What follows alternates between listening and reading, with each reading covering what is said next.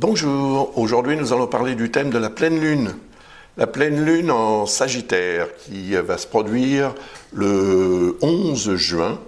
Alors la période va durer jusqu'au 25, ce sera le jour de la nouvelle lune que j'analyserai évidemment pour vous aussi. Alors, on va regarder cette carte du ciel et puis on va en parler, tranquillement, gentiment. Et ça va nous permettre d'obtenir des informations utiles, je pense, en tous les cas. Personnellement, je m'en sers et j'ai remarqué que c'était plutôt utile. Donc, la voici, cette carte du ciel. Elle est ici, la Lune, à 20,39 du signe du Sagittaire. Et en face, nous avons évidemment le Soleil qui se trouve à 20,39 du signe des Gémeaux. Super!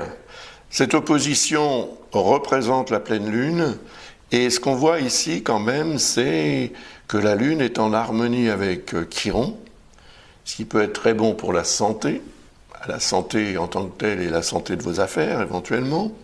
Il y a aussi un lien harmonique avec Mars, qui va produire une énergie positive pour agir en fonction de vos besoins et de votre situation. Et puis Mars est en harmonie avec Chiron, donc on a ici un grand triangle de feu qui est par définition un triangle d'action.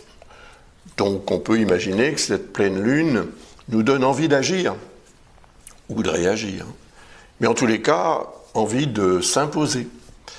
Et si ça fonctionne, le mieux possible bien évidemment, je pense que nous obtiendrons des résultats très positifs et prometteurs.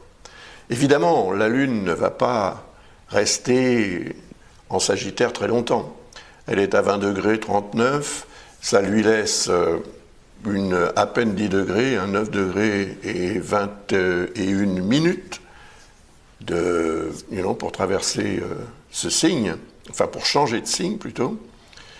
Ce qui correspond à une vingtaine d'heures.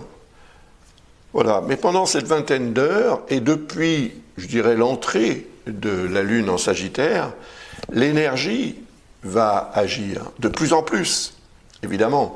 Et on le sait, la pleine Lune, c'est un moment fort, en général, où l'émotionnel aussi est à son apogée, parfois, et ça peut avoir des conséquences plus ou moins favorable selon évidemment la façon dont on gère cette énergie puissante. Alors, vous voyez qu'il y a Jupiter qui n'est pas très loin. Jupiter, le 11 juin viendra tout juste à 2 jours près d'entrer dans le signe du Cancer. Pour la première fois depuis 12 ans. Donc, ça serait peut-être une bonne idée de faire un petit retour en arrière pour constater ou vérifier ce qui a pu arriver d'intéressant en termes d'évolution, de progrès, voire même peut-être de réussite, pourquoi pas, il y a 12 ans. Donc 12 ans avant 2025, c'est facile, on était en 2013. Voilà. Donc que s'est-il passé à cette époque pour vous ? Y a-t-il eu effectivement une phase d'évolution conséquente, intéressante, agréable ?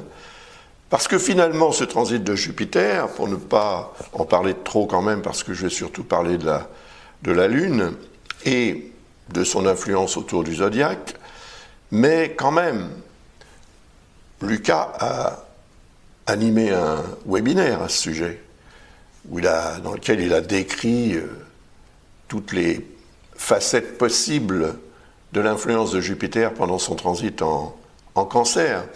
Si, obtenir le replay de ce webinaire vous intéresse, n'hésitez pas à visiter son site, le site de l'école Ablas suisse, c'est-à-dire ablas.ch, c'est facile, et vous trouverez les informations pour éventuellement commander ce replay si, encore une fois, c'est quelque chose qui vous intéresse. Mais ça devrait, parce que à chaque fois, en fait, que Jupiter transite un signe, et ça dure environ 1 an, il y a une phase d'évolution notoire qui va se manifester pour les natifs du signe, bien évidemment, en l'occurrence les natifs du Cancer, mais pour tout le monde, différemment, parce que ça va avoir un effet en lien avec un astre ou un élément que vous pouvez avoir dans ce signe du Cancer, en lien aussi avec le domaine de vie qui correspond à la maison astrologique dans laquelle va se trouver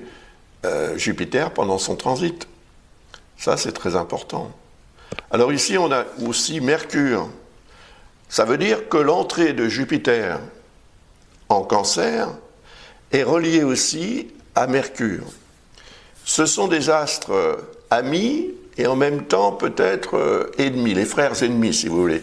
Parce que l'un représente le signe du Sagittaire, où va transiter la Lune, donc évidemment, ça donne beaucoup plus d'emphase à Jupiter, cette influence lunaire.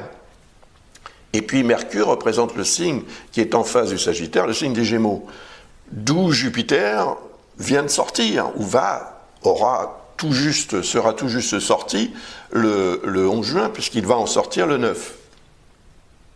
Donc, mental, communication, tout ce que représente Mercure, en fait, va être très nettement augmenté en termes de besoins et de capacités. Donc, si vous avez des démarches à faire, si vous avez un voyage que vous avez prévu, tout ce qui tombe, en fait, sous l'influence de cette combinaison Mercure-Jupiter, Gémeaux-Sagittaire, va devenir tout à coup très important. Et le secteur de vie, c'est-à-dire la maison astrologique, les maisons astrologiques, qui seront automatiquement des maisons opposées, vont être impactées. Et favorablement, on le souhaite, bien évidemment. Cela dit, on voit que Jupiter est en dissonance avec Saturne et Neptune, donc ce ne sera pas si simple que ça. Mais il va y avoir effectivement un effort à fournir en lien avec l'idéal qu'on souhaite atteindre, le rêve qu'on a, et qu'on aura, je pense, le potentiel de réaliser, même si le début du transit est un petit peu hésitant, si je puis dire, à cause de Saturne, justement, qui va tenter de bloquer les choses, et puis Neptune, qui peut donner l'impression que ce qui se passe, que ce qui est a priori prometteur, est un petit peu trop beau pour être vrai, donc on va être dans l'hésitation, dans le doute, dans le flou artistique aussi peut-être. Ça, oui, c'est possible. Mais laissons un petit peu de temps à Jupiter, parce qu'il se déplace plus vite que Saturne, plus vite que Neptune. Donc il va s'écarter de cette quadrature qu'on appelle, cette configuration ici, qu'on appelle une quadrature, c'est un angle d'environ 90 degrés. On considère que ce sont des angles un petit peu problématiques parce que en principe, il lie des signes dont les éléments ne sont pas vraiment facilement compatibles. On a ici un signe de feu et là ici un signe d'eau. Essayez de mélanger de l'eau avec du feu, vous verrez ce que ça donne. Ce n'est pas évident. On peut y arriver peut-être, mais bon. Donc, pour faire court, Jupiter va se dégager, et à partir du moment où il aura dépassé les 10 degrés, les 12 degrés, etc., le 10 degrés d'orbe est trop large pour considérer une quadrature, mais l'effet quadrature, étant relié aux signes dans lesquels se trouvent ces astres, va continuer, tant que Jupiter sera dans le signe du Cancer. Donc cette pleine lune va peut-être mettre l'accent sur cette réalité. L'évolution, l'expansion, la réussite, oui, mais à quel prix? Donc il y aura un effort à faire, c'est Saturne qui représente ça. Il y aura aussi un besoin de motivation en lien avec un idéal qu'on souhaite atteindre. Donc il ne faut pas se refuser cet idéal. On y a droit. Donc voyez ce que vous pouvez faire à ce sujet. Mais Mars va vous aider à agir, à prendre certaines décisions et dispositions. Mars est en harmonie avec Chiron, comme on l'a vu. Donc les domaines de vie qui ont besoin d'être soignés, soignez littéralement ou simplement faites attention dans ce domaine, soyez très à l'écoute de tout ce que vous pouvez faire pour améliorer ce domaine de votre vie. Ça tombe aussi sous l'influence de cette configuration qui est très positive, très positive.